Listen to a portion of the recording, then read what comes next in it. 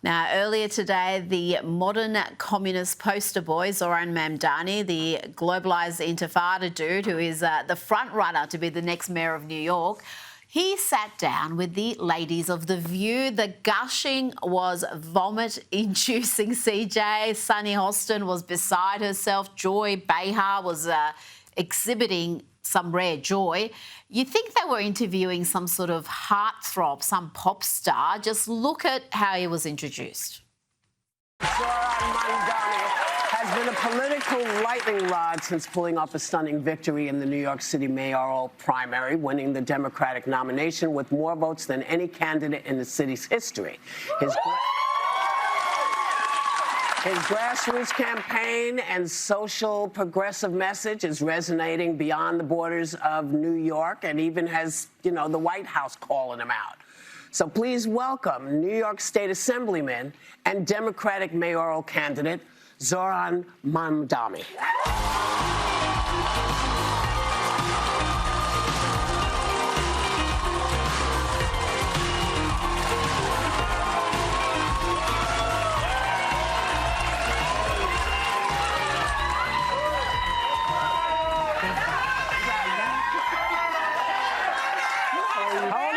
We got an hour of the show. So y'all gonna have to calm down so we can talk to him. Oh, give me a break. It started badly and it only got worse, CJ. What did you make of the interview? It was the same rehearsed lines, the same incoherent word salads and empty platitudes.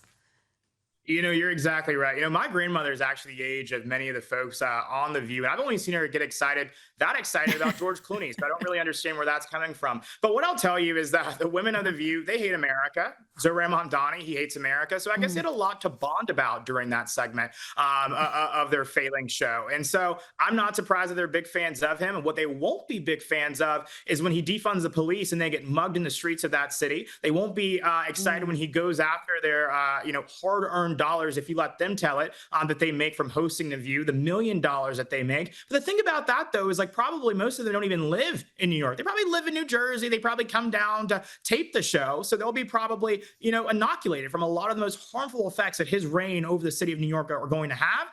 But for those that do live in New York, they're going to feel the brunt of it. They're going to feel the pain. And if any of them do live in New York, I hope they're ready. I had a look at some of his speeches over the last few years, and this guy is out there. I mean, we call him a radical, but that really doesn't give him full credit for just how bat poop crazy he is. I mean, he wants to empty the prisons. He's spoken about, violent crime almost being some sort of social construct. I mean, the whole thing, the whole platform is crazy, but he's certainly also clever, you've got to say. Let's have a look at this footage of him protesting with Starbucks baristas, decrying the disparity between their incomes and that of the company's CEO. We are talking about a CEO of a company who made $96 million just last year. $96 million, which is 6,666 times the median Starbucks worker's salary. My message to Starbucks management is that I stand here today to practice with these workers, and if you force these workers to go on strike, then I will be there with them on that strike as well.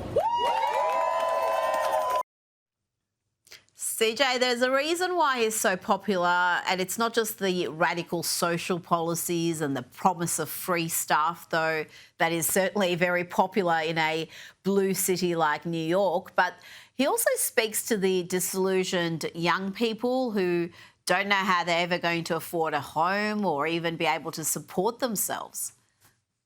You're exactly right. And I think at a point, conservatives have to acknowledge the fact that the reason that he won the Democrat primary was by responding to the anxiety that a lot of people have about affordability in this country, especially in a city like New York City. What I would advise those people, though, and a lot of the young people that are backing him, is to realize that socialism will not solve that problem. Damn near communism will not be a remedy to their issues or their plight. The only way that we will actually address those issues is by doing all that we can to, enable the free market, to allow, folks to get a hand up and not a handout. And so I think that he is speaking to something that's obviously on the minds of many young Americans who live in New York City. That's why he's experienced the support that he's seen. But I think it's a call to action for Republicans. We have to have our own agenda when it comes to this crisis of affordability. President Trump is obviously doing a lot of great things on that front, helping bring down the cost of everyday consumer goods and all of those things. But there's more work to be done. And I think we ought to lead on this issue and not follow the leader in this regard, that leader being Zohran Mamdani, which he's the antithesis of what a leader is. So there's no reason we should be following his lead.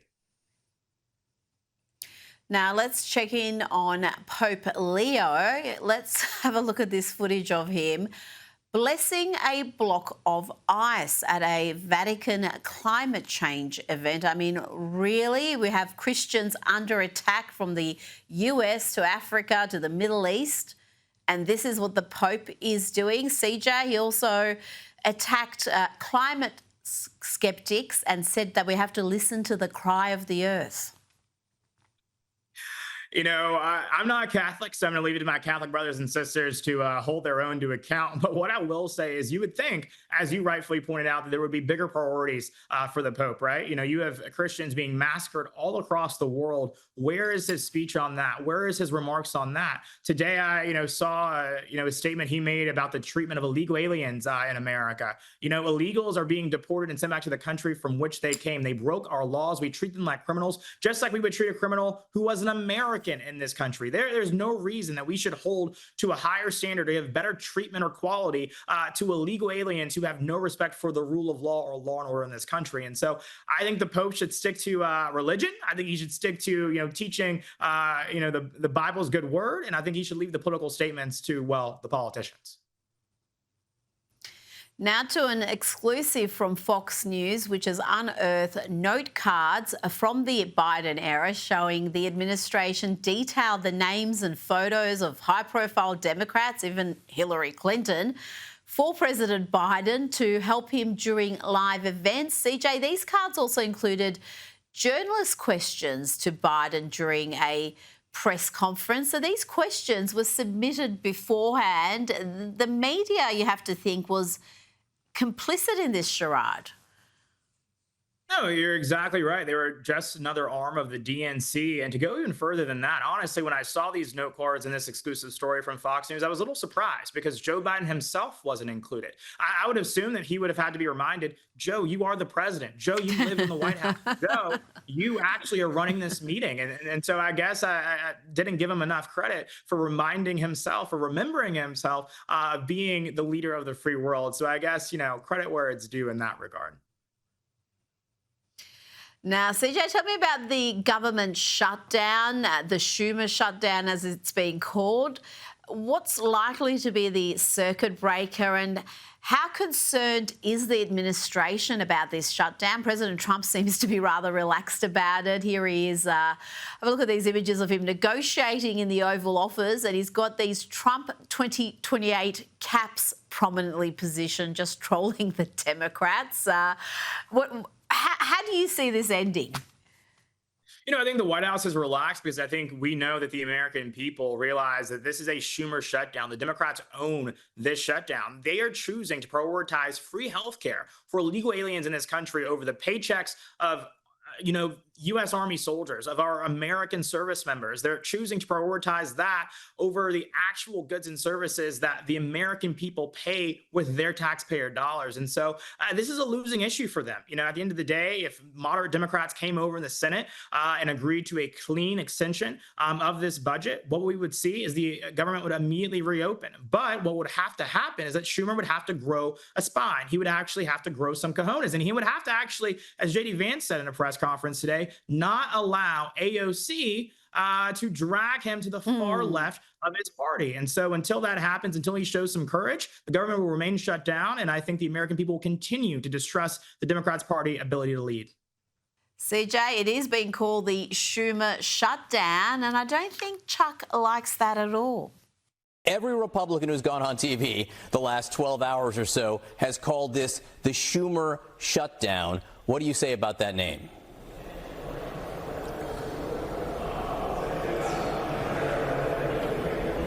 Senator Schumer, can you hear me? I can't hear. Senator Schumer, can you hear me? I don't think Senator Schumer can hear me right now. Maybe the government shutdown included audio on Capitol Hill. I suspect perhaps he could hear. I just didn't want to answer the question. CJ, before you go, the Wall Street Journal has a follow-up on the American Eagle Sydney Sweeney controversy. It turns out the CEO of the company was behind the campaign. He oversaw it and he knew it would be controversial.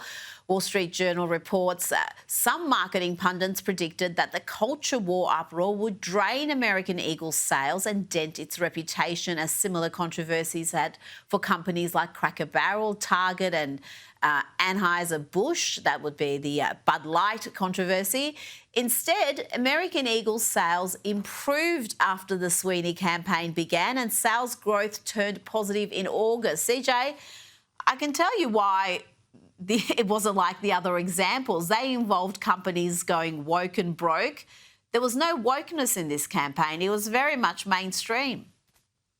You know, you're exactly right. And Rita, are you telling me that a hot model can sell jeans? You know, what a crazy concept to think about, especially, you know, when we look back, you know, to a point of time just a few years ago in the Biden years where you had, you know, all of these like obese models and all of these things. They were trying to make these woke points and the people weren't buying it. Look at what happened to Bud Light and all of these other once, you know, beloved American brands. And so thank God for a CEO in American Eagle that stood up for what he believed in, didn't, cower in the face of all of the pressure. And it goes to show that while the left can get loud and they can get very, very raucous, they are the minority in this country today. And I think he was rewarded for his courage in this situation. I think corporates are going to increasingly realise that the hard left, they are loud, but they are small. And finally, perhaps they could cater their marketing to the mainstream, which they've ignored really in recent years. CJ Pearson, thank you so much for your time. Thank you, Rita.